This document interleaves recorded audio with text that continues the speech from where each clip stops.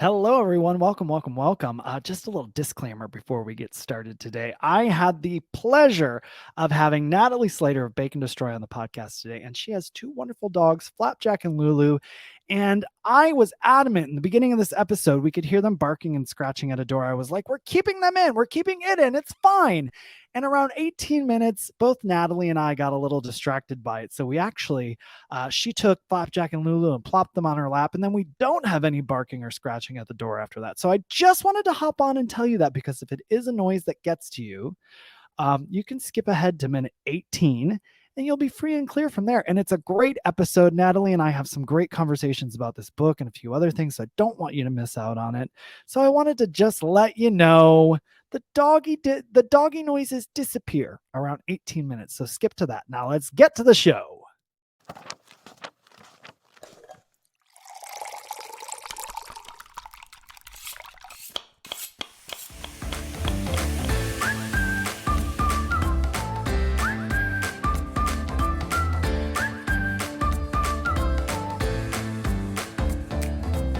I'm Dustin Harder, and this is Keep On Cookin'. Hello, and welcome to Keep On Cookin', the only podcast dedicated to plant-based cookbooks. I'm your host, Dustin Harder, and she's the reason I still like Instagram. She makes good food for bad vegans. It's Natalie Slater of Bake and Destroy. Welcome, Natalie. Hey, thank you. Yes, I'm so glad you're here. We're going to dig right into an icebreaker question like we do. Now, where are you from? Are you from Minnesota? Do I have that correct, or am I making that up? No, I'm from Illinois. You are Illinois, but you have family in Minnesota, right? I do. That's what it was. Okay, well, the icebreaker question is, what is the most Midwestern trait you have? I think that most of my sentences start with apologies. It's like, what does that sound like? Just I'm sorry, but this is so good. Oh, excuse me, I just need I'm always excusing myself. Like, excuse me, I'm so sorry. Oh my gosh. Yeah, funny. or like, thank you, I'm sorry, or just combined in Yep. Like, just always a little apology first. Give a straw. Thank you so much. I'm sorry.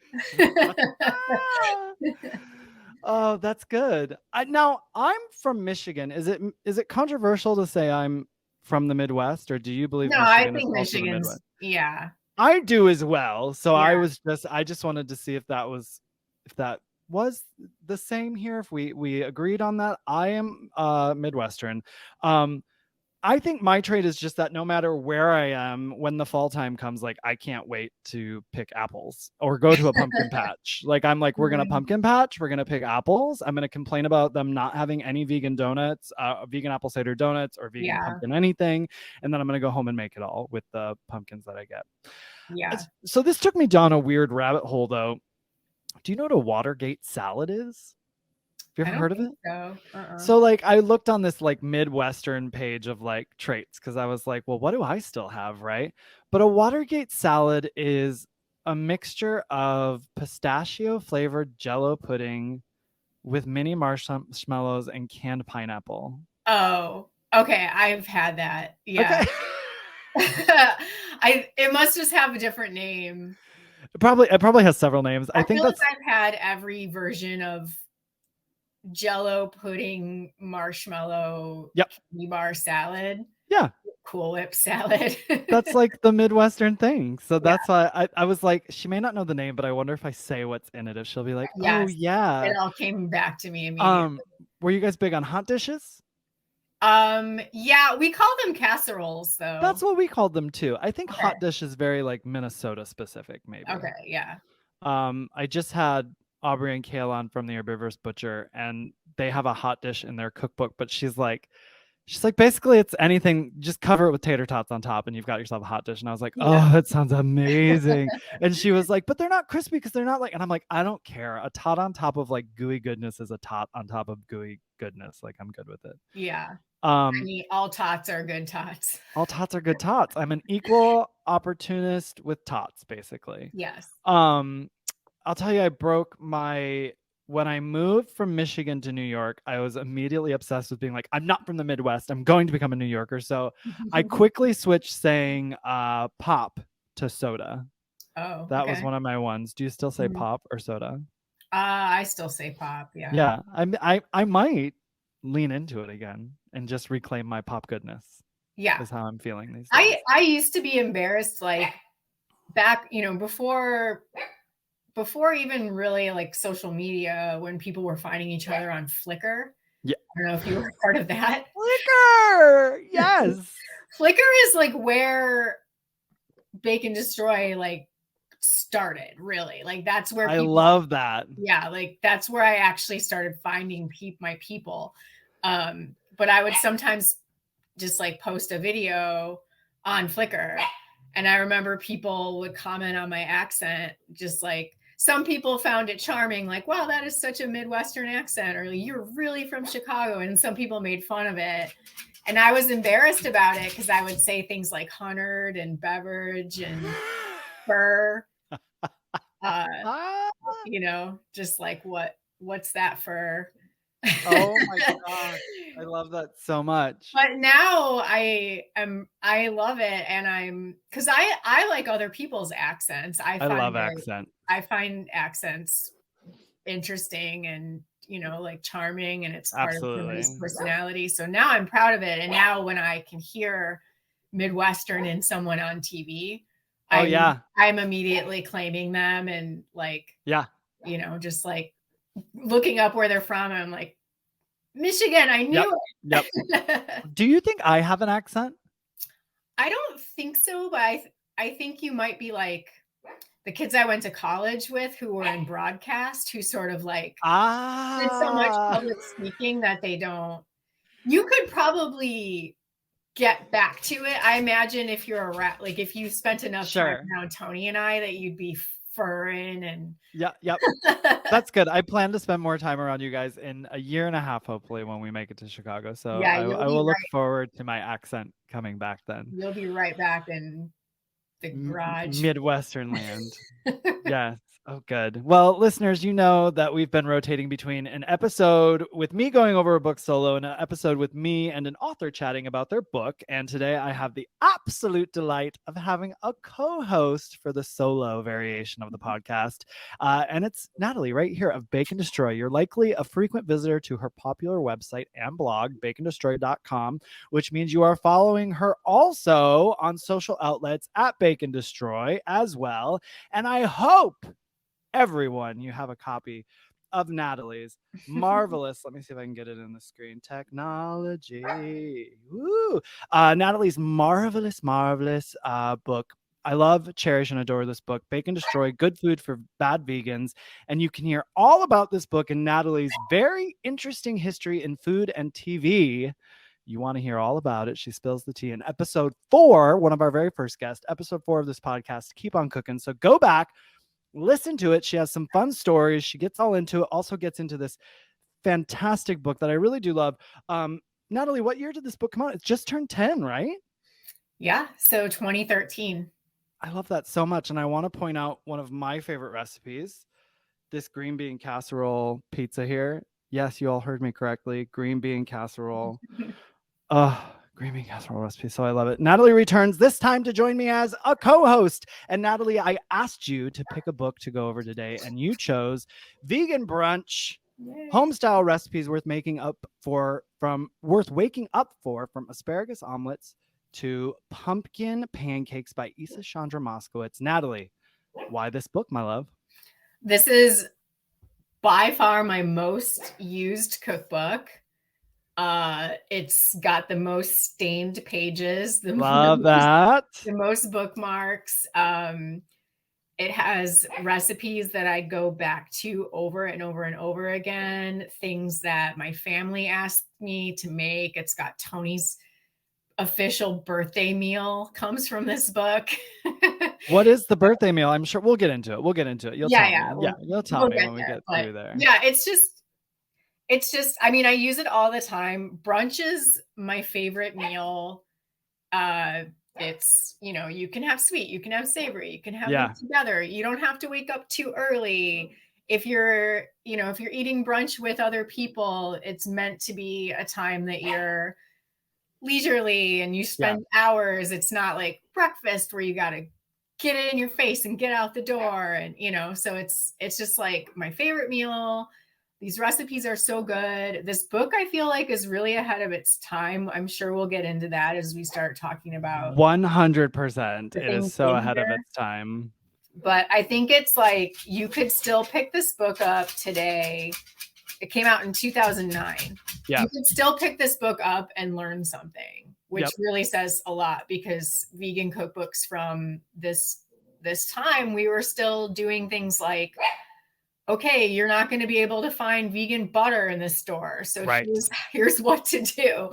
And so like a lot of those books, it's like, you don't need them anymore necessarily, but this one still has new things to discuss. Yes. Yeah. And so many things. You mentioned sweet and savory, and she really sort of like runs the gamut on all of it, which I love. And I've had this book for quite some time. I have not dug into it as much as I want to.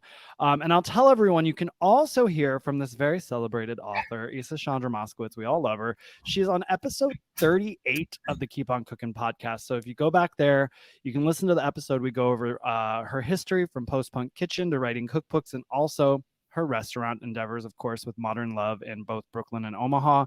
But we also chat about literally all of her cookbooks. I don't know how, but somehow I squeezed them all into 1 hour. We focus primarily, we get to the one before the most previous one, I Can Cook Vegan, but we do go over all of her cookbooks. So be sure to hear Isa talk about her recipes herself as well as the ones we're going to talk about today. But you can listen to Isa talk about all of her books on episode 38. Now, you said 2009 for this book. There, I got it because I was actually researching. I was like, oh, maybe I'll write a vegan brunch book. So I remember I got this book to sort of see what it was all about. But at the time, I think I bought this maybe 4 or 5 years ago. I didn't see any other vegan brunch books. So in looking and researching for this episode, I started looking them up. There's like 3 now, but I wouldn't say, this one is still to me like the one I would go to. And I haven't seen the other ones, but they're sort of like, this is the one from the most notable author that I saw that I know I can trust, right? So have you seen, or do you have, or have you dabbled in any other vegan brunch books, or is this still your go-to vegan brunch book? I kind of felt like I don't need any others because this is the one. Yeah. So I really haven't. And I'm, maybe I'm doing myself a disservice as someone who loves brunch. Maybe there's something amazing out there that I haven't bothered to look at, but I feel like it just covers everything from beginning to end. So I never bothered to look after I found this one. There's no reason to, really, everyone. I'll tell you, this book, Omelets, French Toast, Bacon, Brunch, has always been about comfort and delicious, unapologetic calories, which I love. Best-selling vegan chef Isa Chandra Moskowitz unleashes her signature flair and ingenuity to give readers breakfast they won't find anywhere else, whether welcoming you from a late night on the town or waking you up for a meal you won't forget. Recipes range from the classic pancake and waffles to the inspired banana rabanada. Do you know what that is? No. It's a Brazilian French toast. Okay.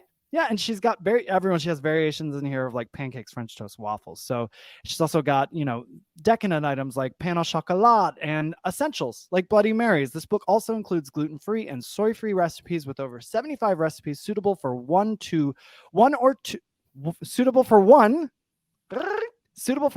to wow a crowd. Vegan Brunch is the ultimate cookbook for the most important meal of the day. Now, you said something interesting about, this was the time, 2009, when we were looking for, like, difficult to find vegan butter even, right? So things have changed. Because one of the descriptors for this book is it has foods that vegans think they can never have again. So there's stuff like omelets, right? I guess I'll focus on that because now we have things like just egg or vegan egg, all those things like that. But for me, I kind of love going back to the OG. When I was looking more at this morning, I actually made an omelet from here this morning, and it's just the basic like silken tofu, chickpea flour, kalanomic. how do you feel now between then and now and the items that are available? Do Yeah. you get nostalgic for kind of just going back to this like basic way of things as Yeah, opposed to the major convenience? absolutely. I love it that I don't have to get up and make an omelet from Yeah. scratch. Like, I love that I can go to the store and grab a bottle or a carton of something Sure. and Yeah. pour it in the pan and it's done. But I do I think I still prefer the way that this version tastes. Yeah. Probably because that's what that's what it's supposed to taste like to me. Because to me, the first time I had a vegan omelet, it was this, Yep.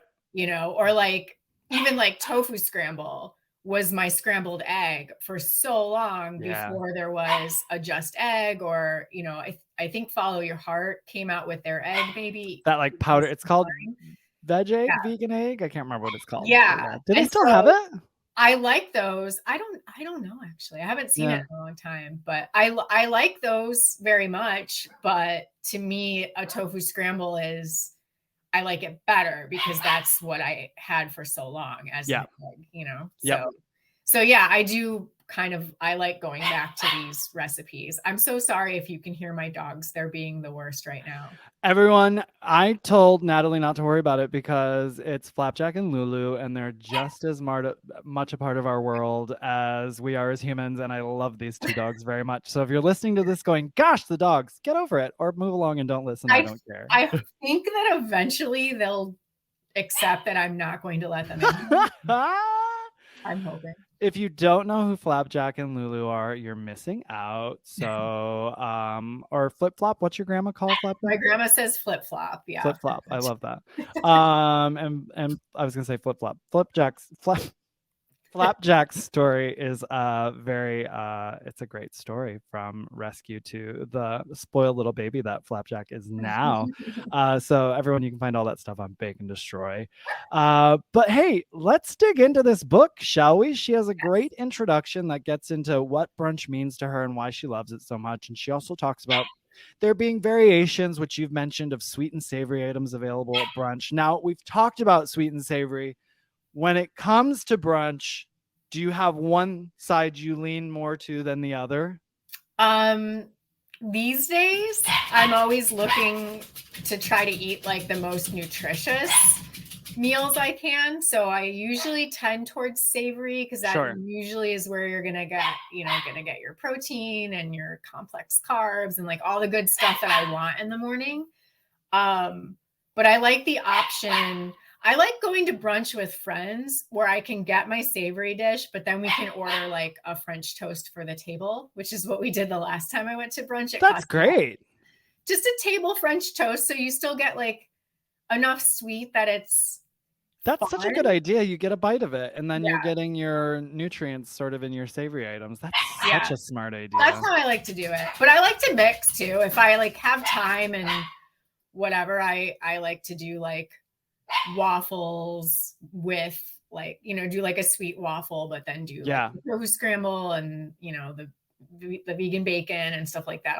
I like them all together. Yeah, that's what she kind of goes into. She's like, that's the best part of this. She's like, I love having a scramble on a plate along with a plate of pancakes with the syrup dripping off of them. I will say, if I could have whatever I wanted and I wasn't paying attention to my nutrient intake, as I am like you are, because listen, if you're starting your breakfast off with a big old cinnamon roll, everybody, your day is bugged. Like you're gonna be struggling the rest of the day, right? And I know that now. But I do love like, oh my gosh, a delicious cinnamon roll. Oh, I love it so much. But I do love like this morning I made the omelets and it was the tofu and the chickpea flour and broccoli, and I was in heaven with it. It was just so good. And I didn't have potatoes with it, but that with like maybe a little bit of potato, so good. So I love savory and sweet equally, I would say. She also goes over the vegan brunch pantry and some most used ingredients and spices like cashews, vital wheat gluten, liquid smoke, tempeh, and goes over all of the tofu options. And she touches on what is my absolute must brunch ingredient, Himalayan black salt, Kalanomic.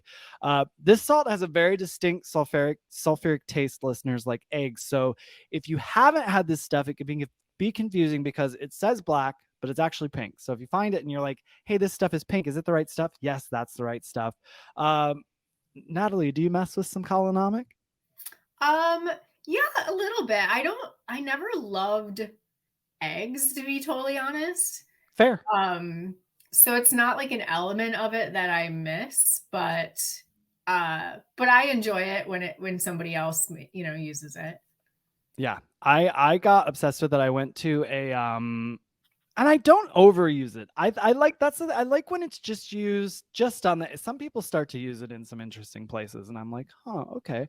But there's a place called Redfern in Rochester, New York. That's where I first had it, probably like 8 years ago. It was on like an egg bagel sandwich, and I took a bite and I was like, oh my gosh, what is this? And she was like, well, I just did blah blah blah blah blah. I was talking to the owner, and I was like, what? And this is the stuff. Like, I went to a health supportive culinary school that has like most of the recipes were vegan, and I was like, how is this not talked about in culinary school? I was like, that's where, when people are like, should I go to culinary school, I'm like, I'm unclear of how to answer that. It depends on your goals, because I feel like I should have learned that there, but hey, learned it on the streets, the vegan streets instead. Isa goes into setting up and serving brunch in style. Have you ever hosted like a big brunch? I've never hosted a brunch. I feel like that might be too early for me to stress the amount I stress when I have people over. Although I do know from reading this book 100 times at least that there are a lot of things in this book that she says you can make ahead. You can make the night before, you can do the prep the night before, so that if you are hosting a brunch that you're not chopping potatoes and like doing everything the morning of. So Yeah. I know that is a tip that's in here that I have just never actually used. Yeah, she's very good at setting people up for success like that in the kitchen. And preparing ahead of time is always one of her tips. In her book, I Can Cook Vegan, she goes over a lot. That book's fun because she kind of gives the reader like assignments to do as they go along. But yeah, she's very good at giving little tips and tricks to make things a little easier. I wouldn't say I've hosted like, it's like I don't know who has the time for this, honestly, but people who just, they're like, oh, it's the weekend, I'm having 6 friends over for brunch. I'm like, good on you. What a life you have. Right. I've had it where like my family's here and I'll whip up, sure. not quickly, but like I'll prep the day before and I'll make like some sort of nice big vegan brunch, or like, around the holidays or something. If I'm visiting family, I'll try and bring things to the table. So I wouldn't say I've hosted brunch, but like I've definitely put one together. And she's got great tips on here about menu planning, seasonal themes, creating a coffee station, which I love that idea.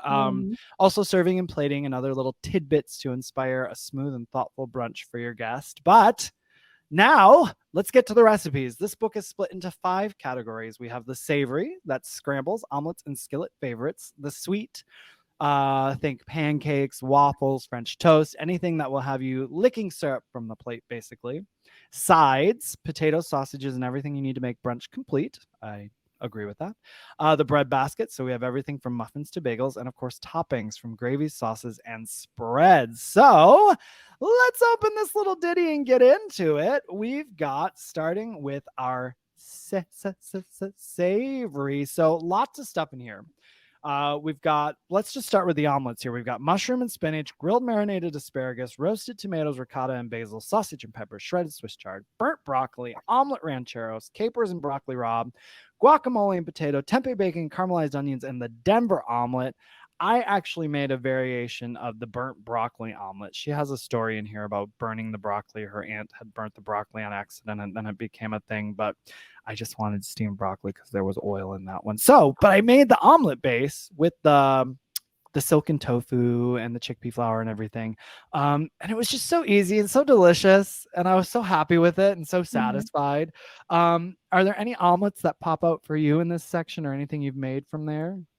From this section, I mean, this is well, the word basic is in the title, so I don't need to call myself out for being basic. Ah! The basic scrambled tofu in this book is my go-to, and I have this recipe memorized, and I make myself a big batch of this spice blend like every other week, like maybe twice a month. I make a big batch of it, and then every morning I throw together a scramble with this basic like cumin, thyme, turmeric, salt. Like it's so there's nothing to it. It's got nutritional yeast, like everything.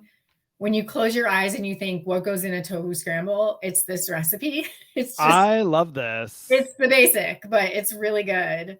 Well, but I think that's interesting you said that, because I think a lot of people don't know how to properly make a tofu scramble. I've actually been dealing with an institution lately, and the struggle's been real. Like I'm working on an event with them, and every time we go to a tasting and try the scramble, I'm like, okay, here's an ingredient called colonomic, here's nutritional yeast, and every time I come back, they're still not quite there. So this is to have just a spice blend that you sort of put in with garlic and the tofu is just a great base to have, and something to always, and I love that you make it so much. That's amazing. It's become your go-to. Yeah, like almost every morning. And there's a page, this book has a lot of like, you'll have like a basic recipe like that, and you'll have a whole page of variations. Yeah. So it never has to be the same way twice. So she'll have like different combinations of just like vegetables that you can throw into it. Well, there's like where I started throwing shredded carrots into a scramble, which is something I've never really had before, but I saw that on her like suggested list and was like, oh, that sounds amazing. Or like olives, things like that. The other thing that I really like about this particular 2 pages of the book is this section opposite of it, where it has this picture of shredded tofu. It has this incredible 2009 couple of paragraphs about cheese. Yes. And how, it used to be so gross. Like it says that many years ago, I never would have suggested we use vegan cheese for anything but feeding to our enemies. But things have changed a lot, which in 2009 to say that, it's like, it was still pretty gross. And then the ones that she calls out are teas from Chicago Vegan Foods, which now is only in, and this is when they were called Chicago Soy Dairy too. It's only in food service, so you can't even get that anymore. And then Cheesley, imported from the UK. So is that still a brand? I don't know, but like imagine a time when you could even make a list of the vegan cheeses. Yeah. You couldn't even do that now. You'd have a whole book of just like brands. I in my first book I tried to make a list of like suggested cheese brands, and it was already, I think there's like 6 or 8 on there, and that was probably 6 years ago even, So already also teas, because you'll remember this, that's why I love conversations with you. Wasn't it in like a tube? Yes, it's called a chub pack. Chub. A side note on that, I had a meeting with a guy about some food service stuff, and he kept saying chub, and I got off the phone and I was like, I don't know what the hell a chub is. And then I reached out to someone, and they were like, oh, and I was like, oh, that makes great. Now I get it. It's the best word in the industry, the chub pack. I'm done. But yeah, it came in like a kind of like how like gimme lean sausage is it? That's a chub pack. So but the cheese came in a pack like that. So it's really like and did it squeeze out, or was it solid and you cut it? Because I think I only got it once or twice back in like 2009. Actually, there was the cheddar you could definitely squeeze, because I brought it. I remember bringing it to my office at the time, and we didn't really have a good way to serve anything. We had all these crackers and a chub pack of cheese. So we just snipped it and squeezed it right out of the tube, like onto our crackers. So I know that was a possibility. Yeah. But later on, they also made a mozzarella. And that one you could, like, it was more firm. You could grate it or you could slice it. Okay. But yeah, it is. I love opening this book and seeing things like that, where it's just like, here are the 2 kinds of cheese. Yep. Which is so crazy. Now, I mean, you were just at Natural Expo West. if you had to guess, how many vegan cheeses would you say are on the market? Oh gosh. I mean, just in the US, there's probably 40 different, Has to be. yeah, Has to be. different, even just brands. I mean, there's got to be Yeah. 25, 30, like, because every region has their own thing too. Like, Yep. that's pretty well like we have Cheese and Thank You in the Midwest. It's in Whole Which Foods is Midwest, so good, which is like everybody. 90 stores. So that's Yeah. not small, Right. but But it's not then, available everywhere yet. So right, that, and then then you all go to different regions California have, and you've never heard of it because they yeah. have, like a million of their own brands. So yeah, It's there's so bananas to much. me. So much vegan cheese available. And a lot of it is very good. Some of it now I still have some and I'm like, this is I get upset when I have a bad vegan cheese now because I'm like, we should know better. Like you're putting a lot of time and effort into this, and I feel bad for you because there's other stuff out there that is outstanding. Yeah. Like kudos for you that you're doing it, but like I want your time on this to be spent wisely. You Yeah, know what I I mean? feel that. All right, we could probably talk about vegan cheese for days, but I love these books like that because they are certainly a time capsule. And let's give everyone a little glimpse into some scramble inspiration in here. So the cool thing about the basic scramble, as Natalie mentioned, is she offers tips on broccoli, onion, bell peppers, mushrooms, carrots, spinach, olives, avocado, different things you can put in. But then, of course, she has crafted some downright delicious scrambles for you with a curry scrambled tofu with cabbage and caraway, basic scrambled tempeh, pesto scrambled tofu with grape tomatoes, puttanesca scramble. That sounds like it's right up my alley. Sesame scrambled tofu with greens and yams, scrambled tortillas, Swiss chard frittata, shiitake dill frittata. How do you feel about that combination? I have not tried that one. I love both of those things on their own. I do too. That's why I stopped, because I was like, but I've never thought of them together Yeah, before. I really haven't either. How interesting. Well, if Isa says it, I will give it a try. Curried cauliflower frittata and classic broccoli quiche, and also a variation with cauliflower red bell pepper, cauliflower and red bell pepper. And then it looks like it goes beyond. Wow. This list keeps it going. It goes beyond the scramble. Because we get into, it looks like I'm seeing a waffle. I'm seeing waffles. Because she's got some probably sweet and savory waffles. She does. I see. Have you made anything else from the savory chapter that's coming up? And there's so many recipes. I'm sure I have. Let's see. Just quickly. I mean, I'm going to read them off to everyone, but I thought before I did, I would check and see. I've definitely made a few of these scrambles. I have made the puttanesca scramble. It's delicious. I just love the word puttanesca. Scrambled tortillas I've definitely made. Let's see. I haven't made any of the quiche. Yeah, I might. I don't know if I've made more of these. Well, let's take a look here. So we've got, for everyone listening here, caramelized Vidalia onion quiche, mushroom leek and white bean pie, basic pastry crust, which is always great to get a basic recipe. I mean, Natalie's been using that tofu one for years. So, hey, my cat is jumping up behind me. I see it happening. She's thinking about it. Everyone, if you're watching, you can see we have brought Flapjack and Lulu to the conversation. They're They're both in in the my lap. screen. They're both in Natalie's lap. And now my cat is popping up behind me there. It is a literal sanctuary today. Okay.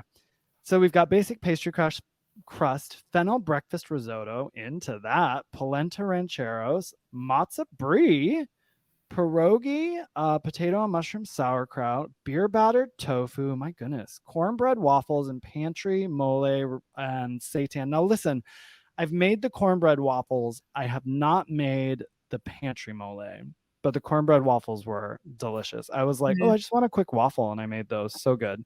Buckwheat waffles and red wine. It's like a very savory waffle. The cornbread one was. It was kind of like it was just like having cornbread waffle form. Who doesn't want that? So slather some butter and syrup on that. Buckwheat waffles with red wine tarragon mushroom gravy, mom's morning casserole, tofu beni, chili cashew dosas with spiced apple cider chutney, grilled pineapple salsa, Ethiopian crepes. Now let's look at mom's morning casserole and see what we're offering up in mom's morning casserole. because that can mean a lot of things. Let's see what mom brings to the table here and what Isa has to say about it. So, my mom actually doesn't make a casserole like this. Great. She says it was inspired by those magazines at the supermarket checkout, the ones with recipes that begin with a thing of frozen hash browns and end with a tub of processed cheese food. This casserole uses a bunch of mixing bowls but comes together easily and makes a flavorful and filling meal. A layer of paprika potatoes, a layer of scrambled tofu, and a layer of fennel spiked tempeh. I'm here for all of this, and chopped red bell pepper, all topped off with some melted cheese. You can use your favorite cheese sauce recipe in place of packaged vegan cheese or the cheesy cheese sauce, which is in the book. This casserole makes a lot of food and tastes great at room temperature, making it a perfect potluck recipe. I love that. I'm here for all of that. I love a good casserole. That speaks to our Midwestern roots right there. She's got cheese, scrambled potatoes, all the things. As you were going through all of the different scrambles and things too, I was thinking another thing I really like about this book is that it runs the gamut from like flavor. Like there's Ethiopian flavors, there's Indian flavors, there's like all these different, it pulls from all these different places, which is like kind of what the best diners do too. Totally. You go to a diner, like you can have waffles, you can have a gyro, you can have spaghetti, like it's like everything. And I really like that about this book too, is there's like so many different takes on like one idea. Lots of variety in here to choose from. I mean, I had never really, I guess, looked at the recipe list the way I have when preparing for this. And I'm just like blown away at the variety she puts in just for like the tofu scramble of it all, the scramble and the frittata and the omelet of it all. Like it's just amazing. And I know I've mentioned it like 5 times that I made an omelet from here this morning, but I'm telling everyone it was so easy. It was like a few ingredients, and I always struggled with those because of sticking to the pan and stuff. And I think I struggle with that with pancakes too, but she's very purposeful in here. She's like, go light on the oil. And I actually didn't use any oil. And I have found for me making pancakes or omelets or anything like that now, if I have a great nonstick pan, working without oil has actually been a savior for me in terms of like flipping and everything like that. So it's been, I've gotten better, but I think part of it is like lowering the oil content, which I think some people might be surprised to hear. Our next chapter is sweets. We've got pancakes, waffles, French toast, and anything that will have you licking syrup from your plate. What have you gotten into in this chapter? Oh my gosh. This is my chapter. I had a feeling. That's why I was like, I'm just going to let her go. What you got?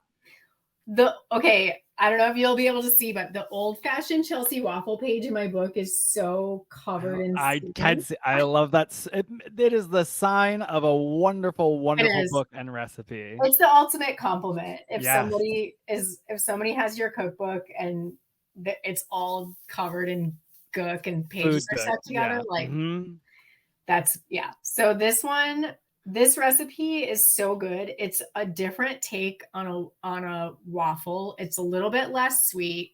Okay. The texture is a little bit more crispy. It has barley malt syrup in it. Oh. So it has like it's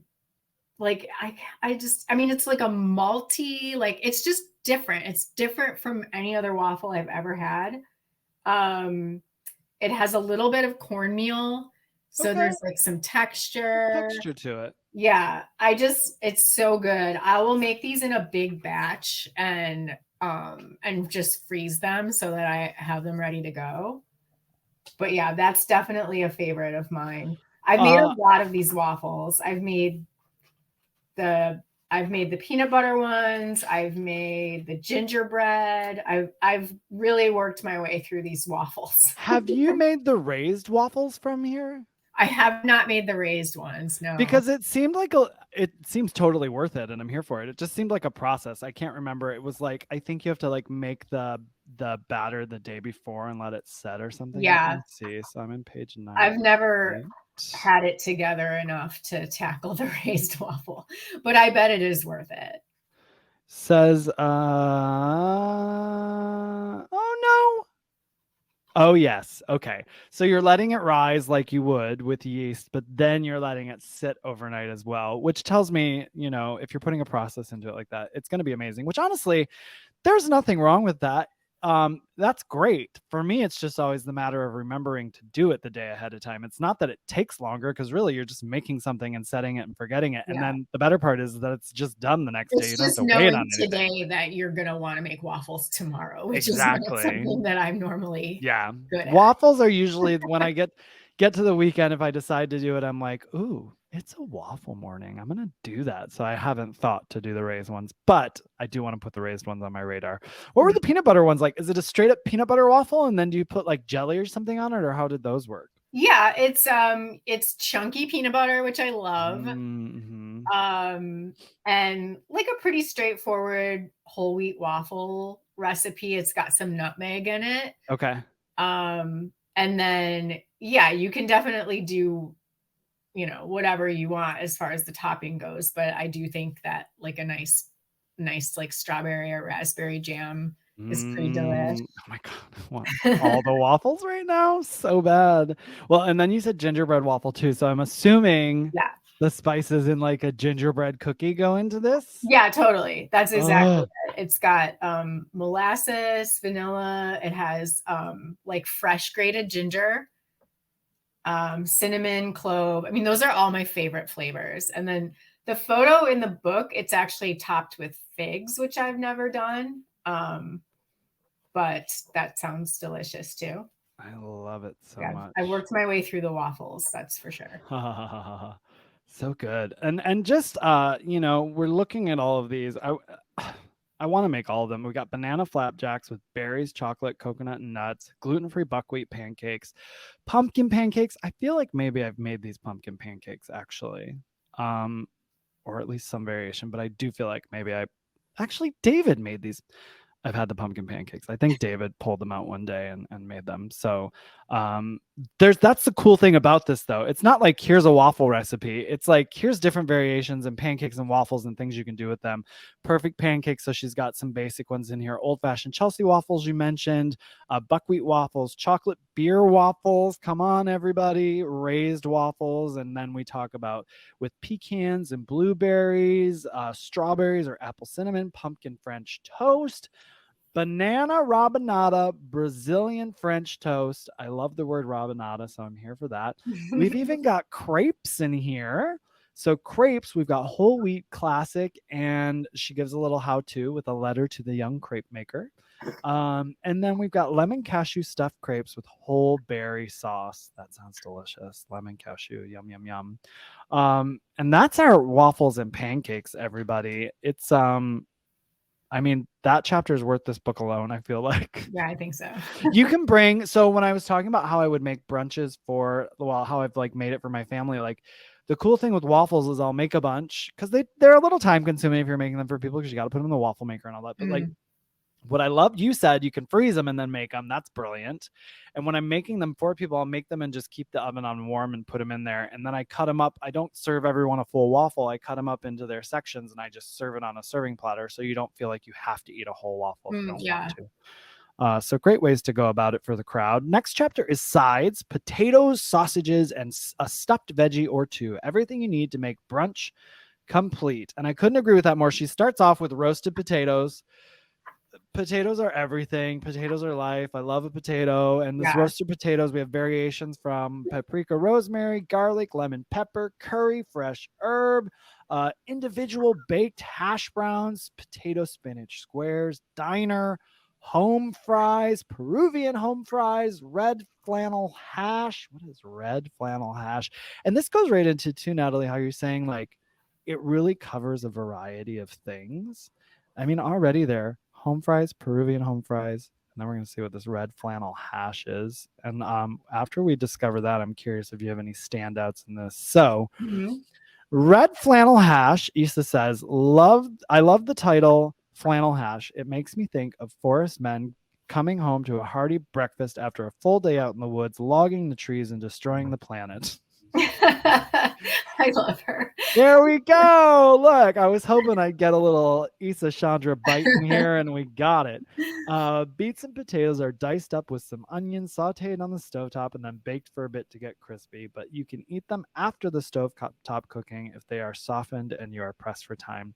I throw in a little liquid smoke at the end, but don't worry about it if you don't have any. So I love when something is optional, so you don't have to be like, I can't make it if I don't have it. What's a Mhm. standout from the sides chapter for you, Natalie?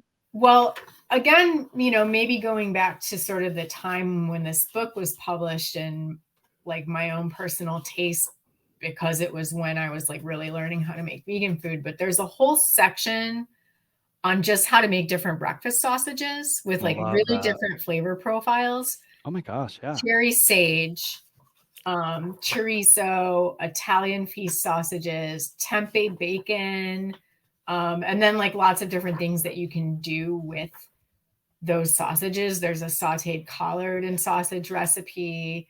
But the ingredients are simple, like to your point. I mean, most of them are seitan, but they're not complicated. But I have made the tempeh sausage pastry puffs a few times because it's Great. store-bought puff pastry, which is Mm-hmm. really easy to find. Most of it is accidentally vegan anyway. Yep. Um, and then, yeah, you just marinate some tempeh and add some, sausage seasonings to it. And you make like a little nest and you put the sausage in the middle and you get your So good. pastry, your morning pastry, plus you got like something savory that's got some protein. So it's going to make you feel good. And Mm. it's really easy, but it looks like it wasn't easy. It Yeah, looks yeah, really yeah. fancy. So I really like that one. Have And you can make you it ahead too. That's another. and the what one? You can make it ahead of time. So Oh, yeah, which is great because then you're just brunch. ready to roll. It sounds like a good one too. Like I like to have stuff like this on a road trip with me, Mhm. especially if it's like a longer road trip where like if we drive from here in Atlanta to Michigan to see my family, we're gonna stay the night somewhere. So like if I have that, it sounds like maybe it'll hold up and I can like have a little yummy with me that I kept in a cooler or Oh, for something. sure. Have you made the cherry sage sausage? I have not made that one. I just got when I saw this just now, I was like, I must have that. But yeah, that flavor combination sounds. Well, and I love what you're saying though about the ingredients being very accessible because I'm looking at the sausage recipes and I have all this stuff. The only thing I don't have is chopped dried cherry. Actually, I think I might have some dried cherries, which I think most people don't normally have that. But if that's the one thing, if you're deciding to make cherry sage sausages, I'm thinking that in your brain you're going, oh, I'm gonna have to go get the cherries for this. Right. Um, but that sounds delicious to me. Well, we've got lots of other goodies in here: coleslaw potato salad with cumin seeds, creamy avocado potato salad, samosa mashed potato pancakes. Like what? What is? I'm assuming pancakes with some samosa spices in them, probably. Yes.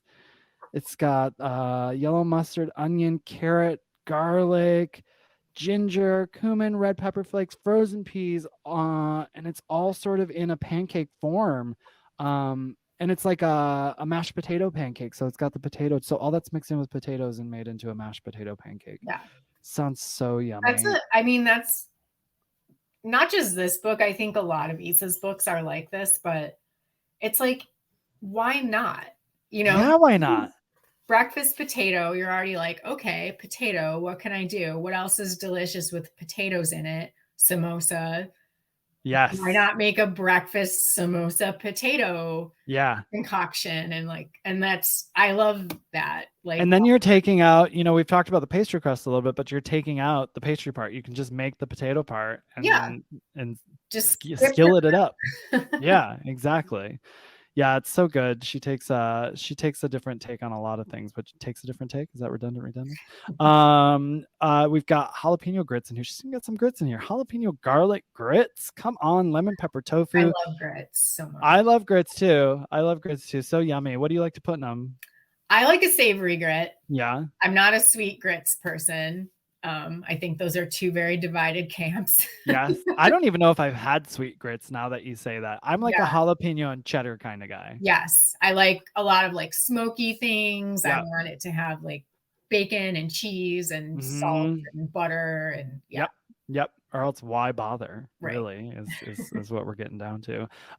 Chesapeake. I gotta say Chesapeake in an Australian accent for some reason. Chesapeake tempeh cakes. Poblanos stuffed with coriander seeds and mushrooms.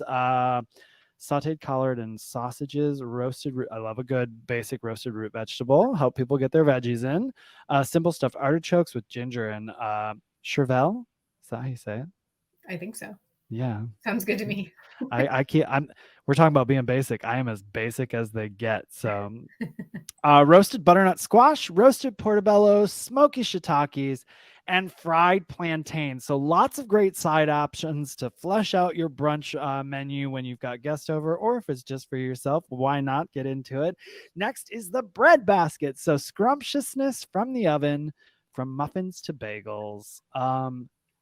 So many options in here. What stands out for Another you? chapter that I have definitely worked my way through. I love it. I've made a lot of these muffins. I went back to college in right around the time that this book came out. So I have a very clear memory of making these lemon poppy seed muffins and bringing them to one of the classes. Yeah, that's like the best. I don't know. That's the best muffin. I love a lemon seed poppy muffin. Yeah, it's just the best muffin. But there's so many. Like, there's so many different, interesting like a pumpkin bran muffin. Because I love a bran muffin. I have since I was a strange child. Like, that's not normal, I don't think. It's not, but I think I do too. But do you need it with butter, or do you want it like just plain? Yeah, see, like I want that bran muffin with some butter on it. Pumpkin bran muffin. Yeah. That's so smart. Yeah, very smart. Like, add some moisture to what can be kind of like maybe a little dry muffin. Usually. Yeah, like a stodgy muffin. Yeah. Borrow a word from Great British Bake Off.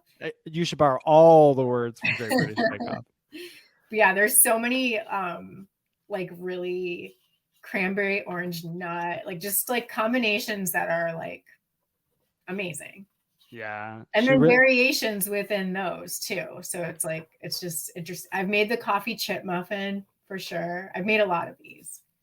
My go-to in this chapter, if you don't mind me just please plowing ahead. Yes, please. The East Coast coffee cake is so good.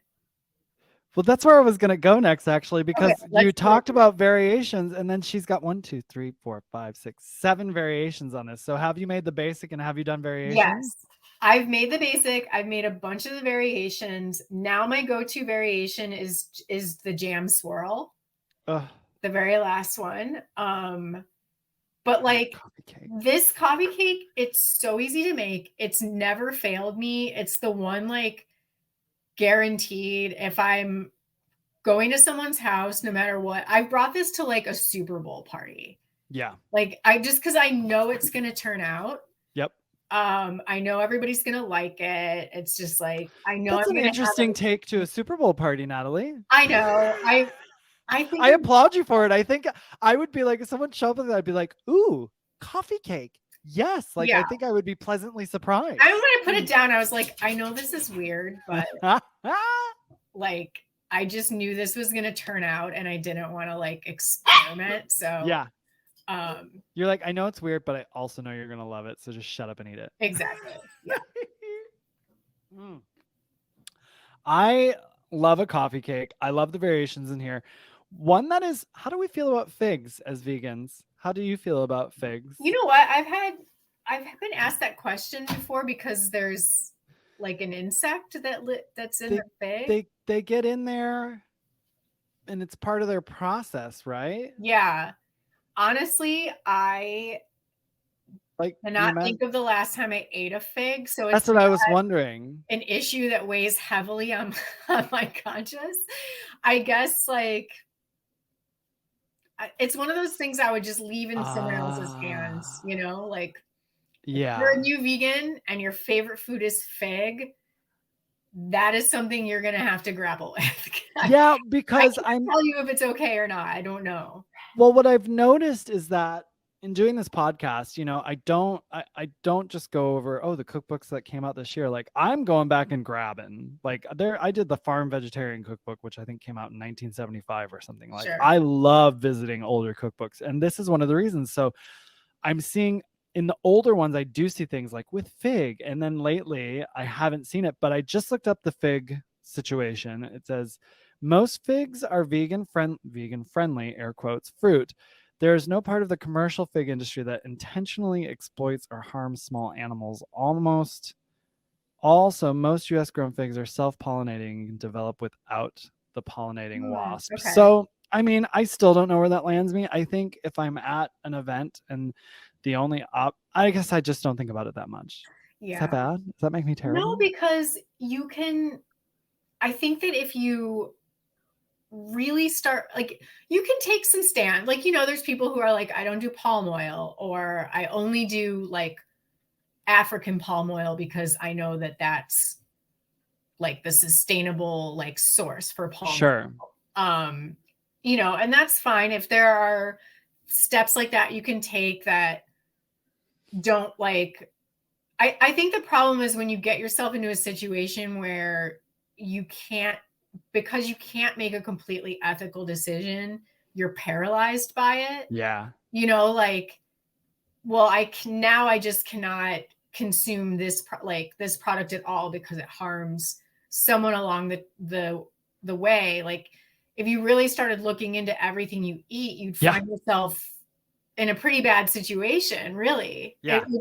It's terrible that that's how it is. But, I talked before, my sister is a beekeeper. Like, she does that professionally, and she'll be the first one to say that honey is not vegan. Like, she feels very strongly about that. And I'm in the boat with her. Yeah, I am too, actually. Yeah. But, because she is so involved in like bee lifespan and conservation, and like she's so interested in the lives of bees, like she recently told me about how bad almonds are for bees. They do a lot of damage to bees. Definitely somebody who knows more about it would be better off speaking about it than me, but basically they can't, because the only way to pollinate almond flowers are with bees. Like, there's no other way to do it. They truck in like all these live bees.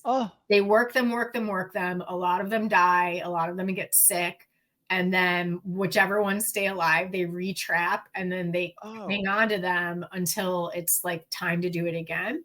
So my sister was saying, if possible, think about alternatives. Cause like, I'm like all about the macro. So I'm like almond milk, almond everything. And then, and she's like, think about, honestly, any kind of like monocrop isn't great for the environment or insects or, for a lot of things. So you could argue like, well, is soy milk better? Sure. Oat milk better? But from her perspective of thinking about bees and their health and their like well-being, she said, she was like, you should try to steer clear of almonds. So I did not even know. No, but what I'm getting at with that long story is like, if you start thinking about everything that way, yeah, sure, you get to a point where you're like, yeah, what can I eat? What can I do? Yeah. I get that. Even water is like, yes. I just learned about the little crustaceans in the water in New York.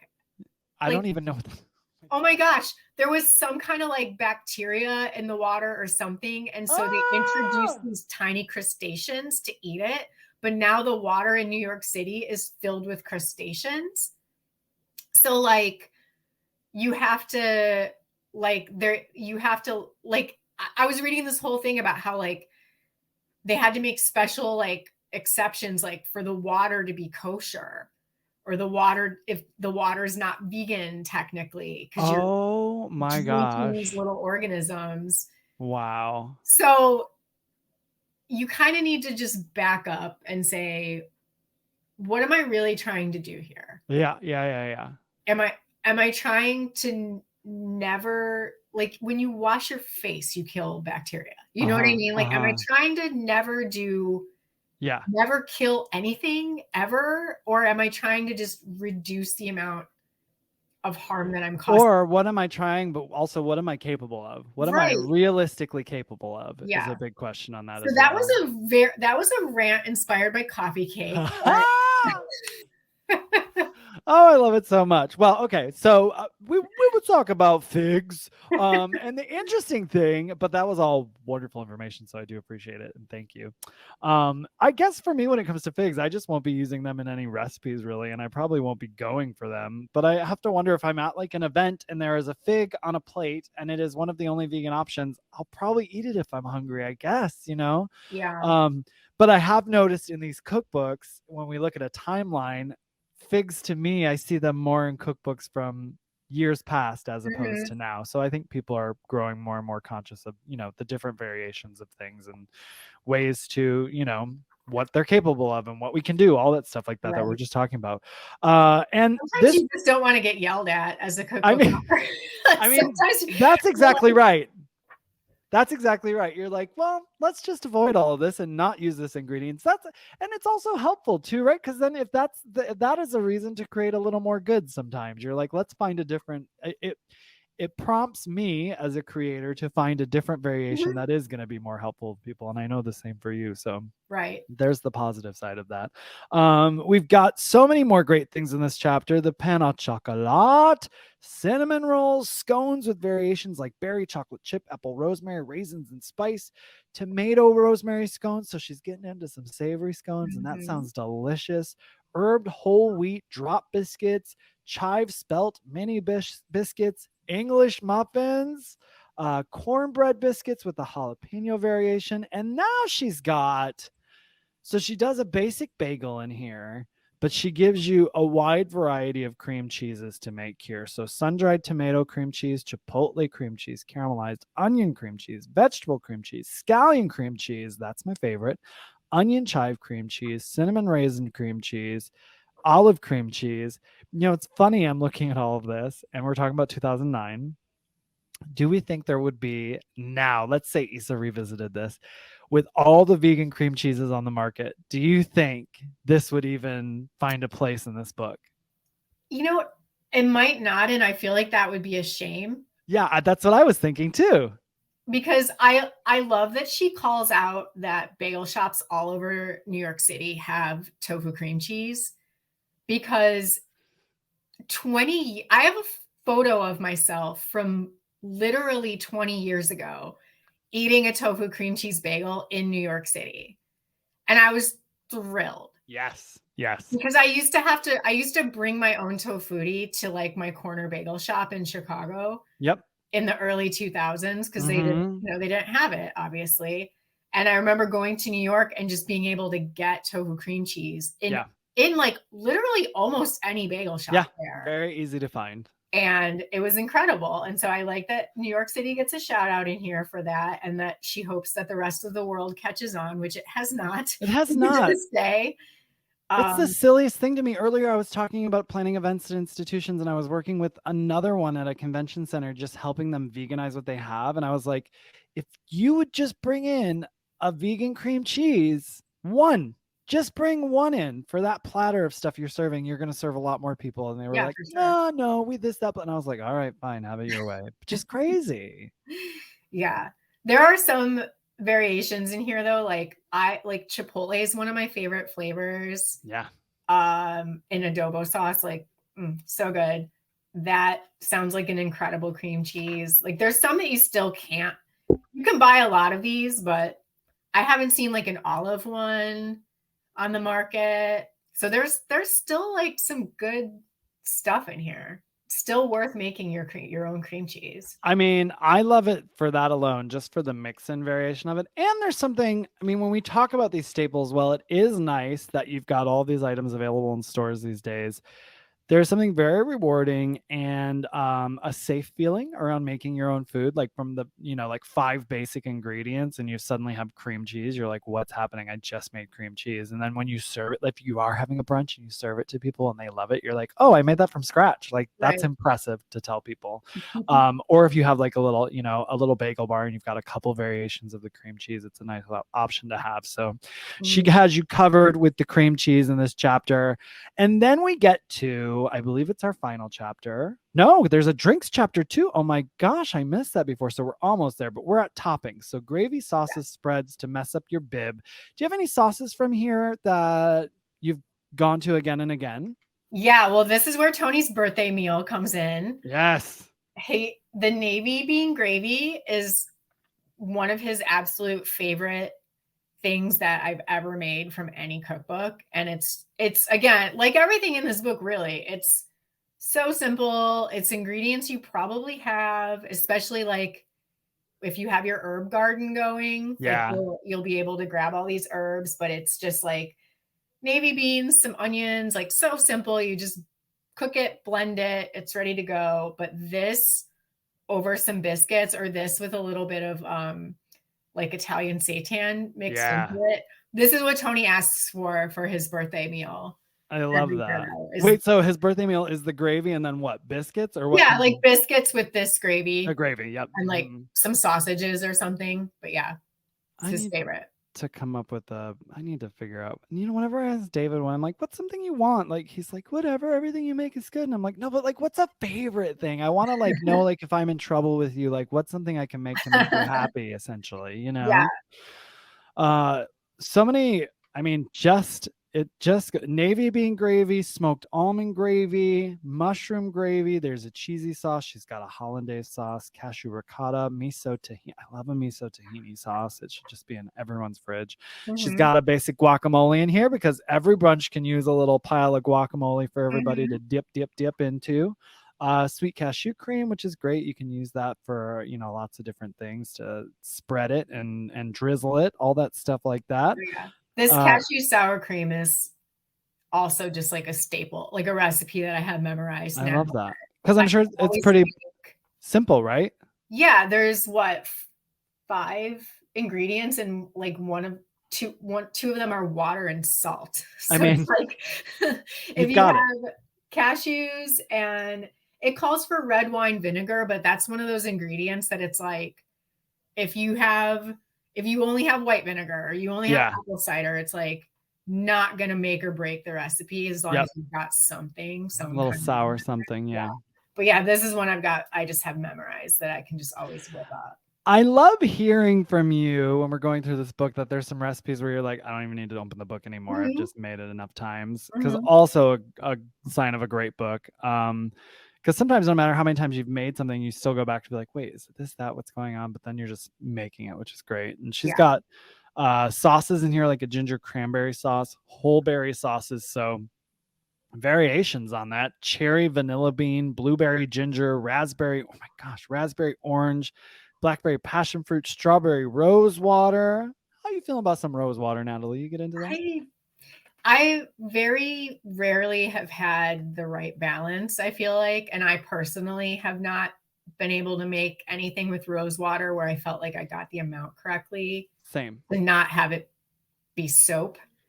Do you find if you're somewhere and it says blah, blah, blah, rose water, are you like, ooh, I want to try that? Or are you yes. Like, okay. Even though I never like it. I never like it either, but I also feel the same. I'm like, rose water. I'll give that a shot. And then I'm like, oh, I don't love that so much. Pistachio rose water. Yeah, sounds amazing. There was a company that sent me a box of like different seed milks they had made for like barista blends.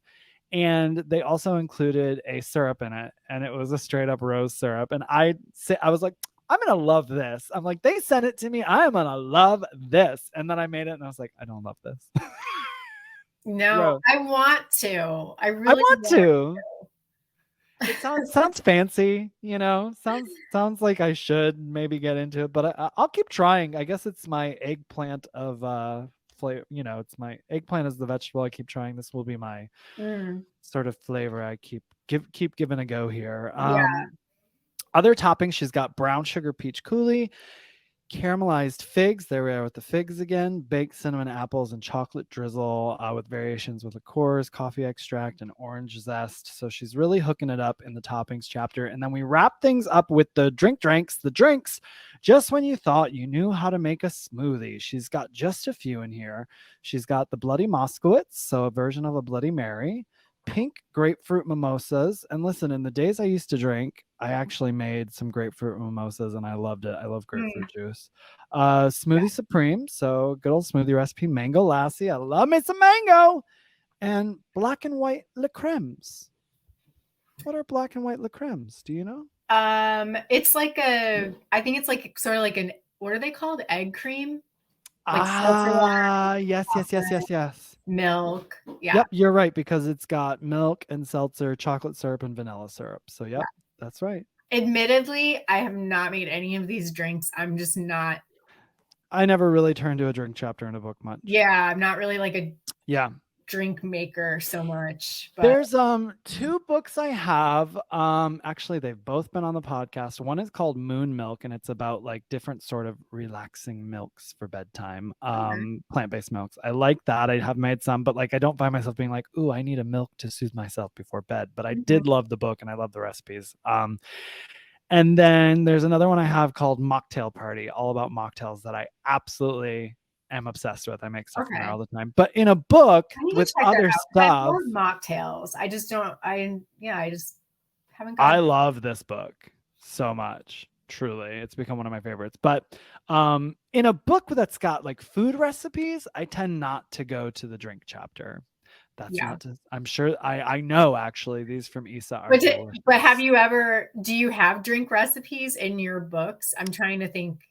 I've got one, it's not a drink chapter. I've got one drink recipe and it's the fancy margarita because I'm such a Reba McEntire fan. Okay. And it's basically a red margarita made with beet juice and ginger juice. And we actually served it as the signature cocktail at our wedding.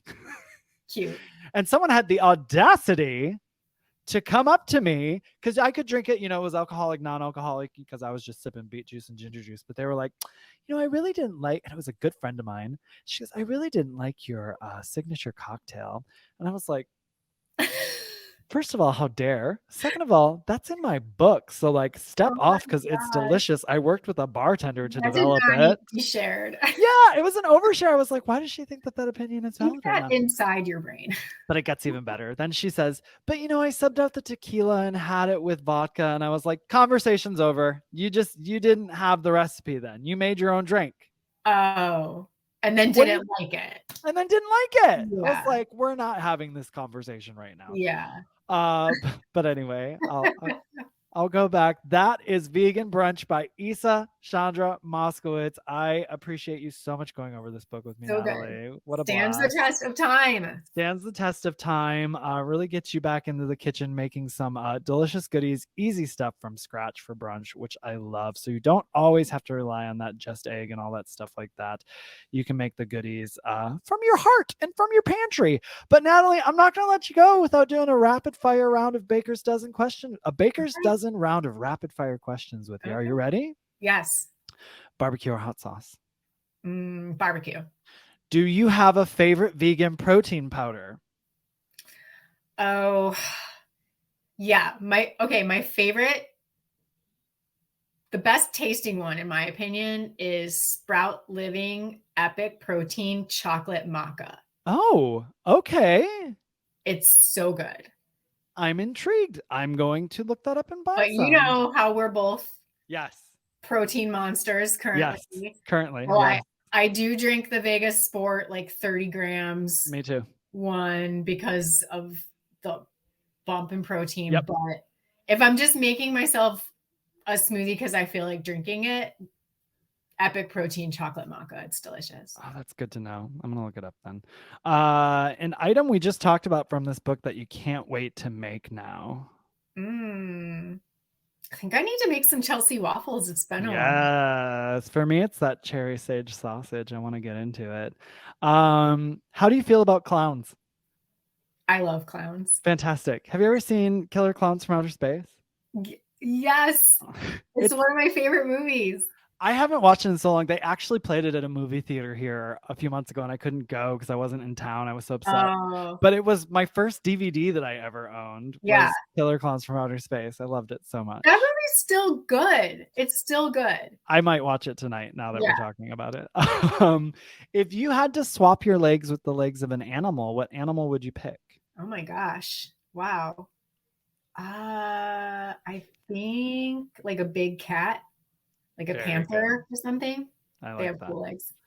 What is the weirdest thing in your fridge right now?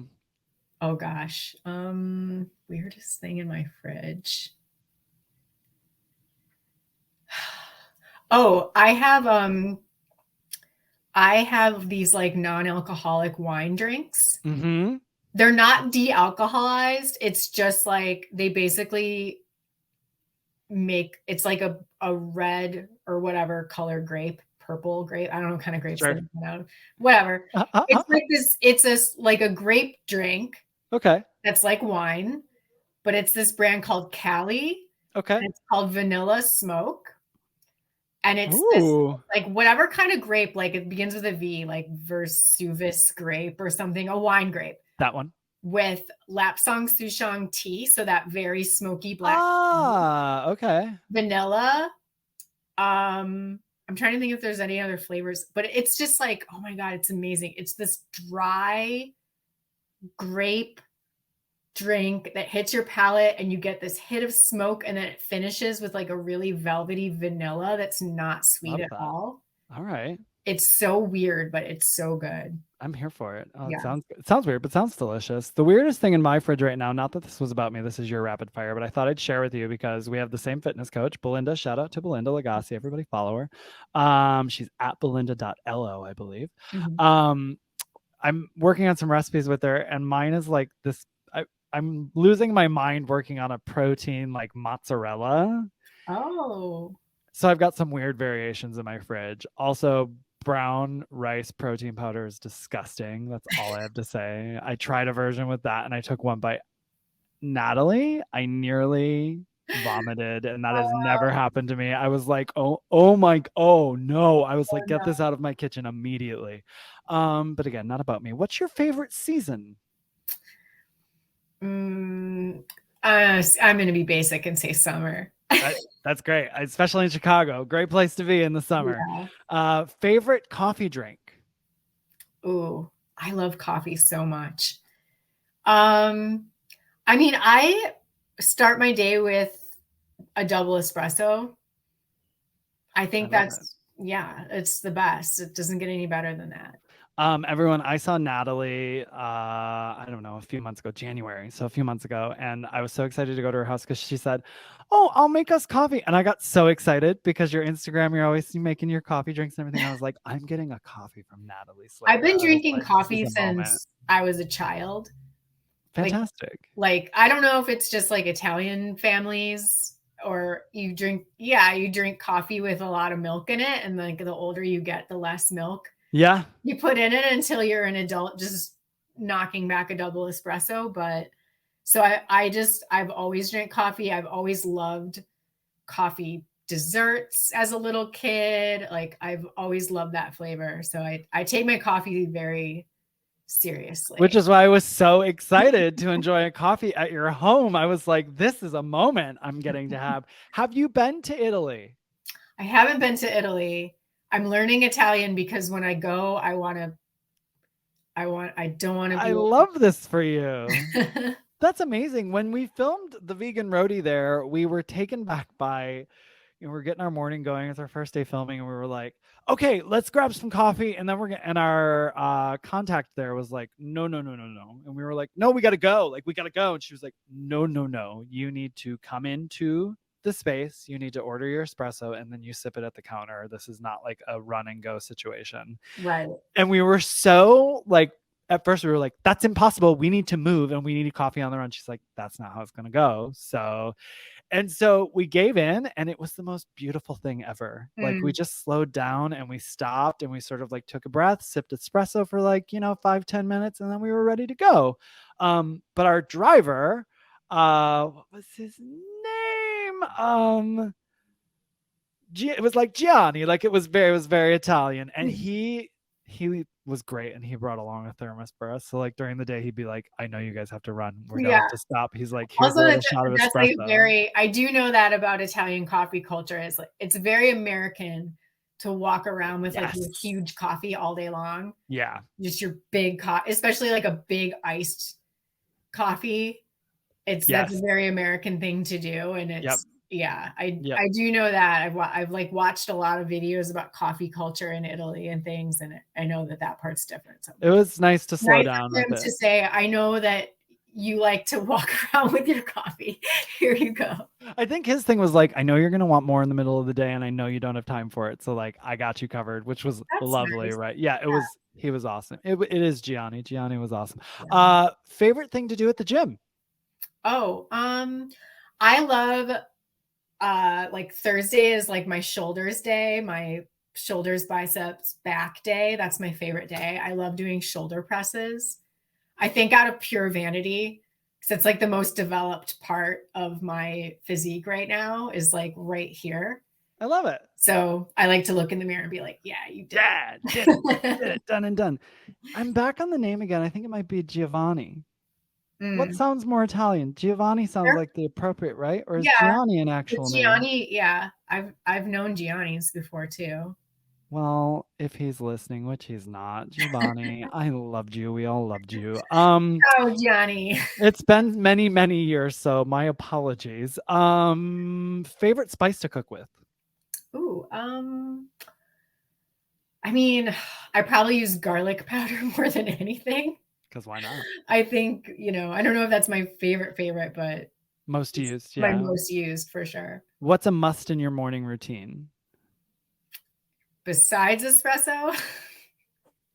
And that can be, if that's the one. Is there another, though, you can share? No, I mean, that's pretty much it. That's a solid one. That's a Yeah. solid one. Yeah. Favorite pasta shape? Oh, I really like, I love farfalle. Yeah, me too. I don't know why. Because it's delicious and it's got Yeah. a cute little shape. I like that and bucatini, but I don't get bucatini that often just because I don't get the long strands very often because I feel like it's easy for me to overeat it because I'm just like twirling it on my fork and like just going bananas on it. So, Yeah. and to wrap it up here, shout out to a restaurant for favorite vegan brunch. Oh, well, I have to go with Castellari.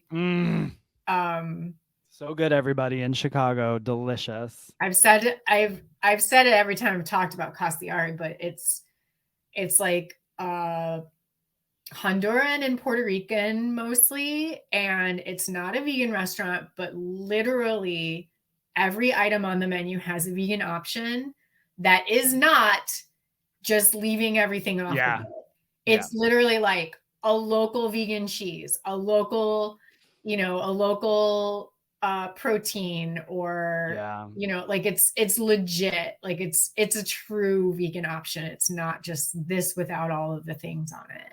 Yeah, I love that. And I went there with you for my first time and it was delicious. We ate all the things. And then I came back another trip and I took two non-vegans. David and I took two non-vegans and they were like blown away and they got vegan options and they loved it. So nice. It really is doing the thing over did you get brunch, or did we get brunch? Yeah. No, you and I had lunch and then I asked you, I was like, where do you recommend for brunch? And you said Castellari. And I was like, well, I want to get back there anyway. So it's good. But I had the French toast you were talking about. Yes. I had something savory and David got the French toast. So we kind of just ended up like, the whole table had some of the French. We did kind of the same thing. The last time I went there, I met some friends for brunch and we each got our own savory. And then we did that's like Caribbean French toast, right? Yep. Like So good. Coconut and like flan sauce. Yeah. And we got that for the table. So then everybody got like perfect.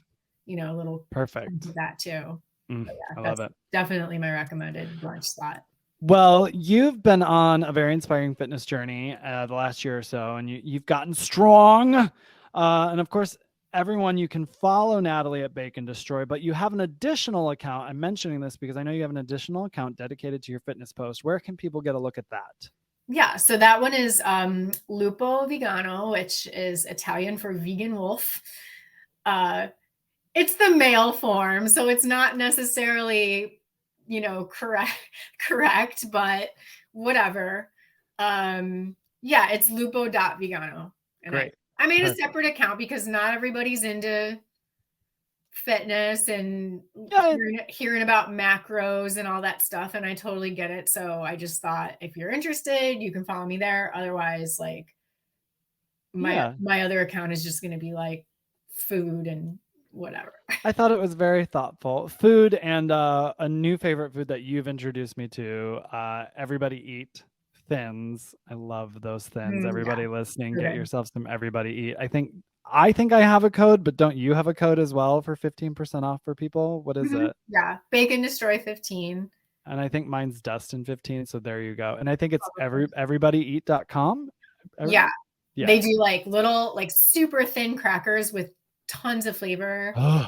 They have the cheeseless ones, the chili. That's my favorite. The cheeseless and the chili lime are my two favorites. There's like a chive one. Like they're just like, they're really flavorful and they're just really paper thin, like so satisfying. And they do, have you had the crisp breads? No, I was very surprised at how much I enjoyed those too. Yeah, it's just like a really good, like super allergen friendly. Yeah.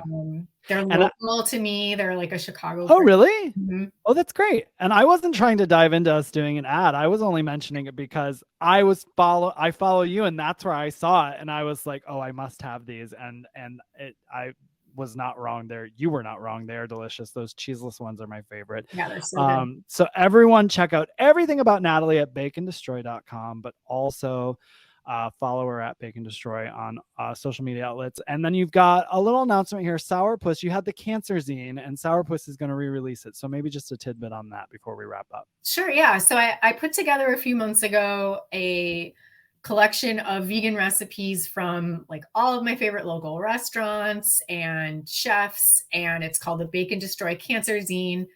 All of the sales went to an organization called Grind for Life that like does a lot of things for people with cancer, but primarily they provide financial aid to people that have to travel to, go to specialists and things like that. So that was super fun to put together. We raised $3,000. I sold, it was like a few hundred copies. Yeah, I love that. Congratulations. Yes. In the book, a bunch of our friends have recipes in the book. I just did the single printing and I know some people missed out. So Sourpuss Clothing wanted to carry the zine on their website. And awesome. Basically the way we worked it out is they paid for a second run. So like they paid all the printing costs and everything. They paid for the run. They're going to have it on their site soon. And then they're going to be donating also like part of the proceeds to Grind for Life. So it's like a second round of fundraising and another opportunity for people that didn't get their hands on the copies that I had available. Perfect. It was really cool of them to do that. So yeah, that's so cool. And it's a great zine, everybody. So when you see it on Natalie's Instagram, I'll share it on mine too. Just let me know when to share. And so you'll be able to get yourself a copy if you didn't before. Mm-hmm. And hey, listen, everyone go buy yourself a copy of Isa Chandra Moskowitz, Vegan Brunch, punch up your brunch game a bit. Natalie, I'm obsessed with you. And I love so much that I got to spend the morning with you chatting about this food. Yes. Thank you for making the time. Of course. I love seeing you. Thank you for joining us for another episode of Keep On Cookin'. Be sure to subscribe wherever you listen to podcasts and leave us a review if you like the podcast. It helps a lot. Yeah. And get more information on the podcast, Dustin's cookbooks, the Vegan Roadie series, and sign up for our newsletter at veganroadie.com. And of course, follow us at The Vegan Roadie on all social media platforms. Now get in the kitchen and keep on cooking. And hey, remember, it's nice to be nice. This has been a Muzzy Cat production.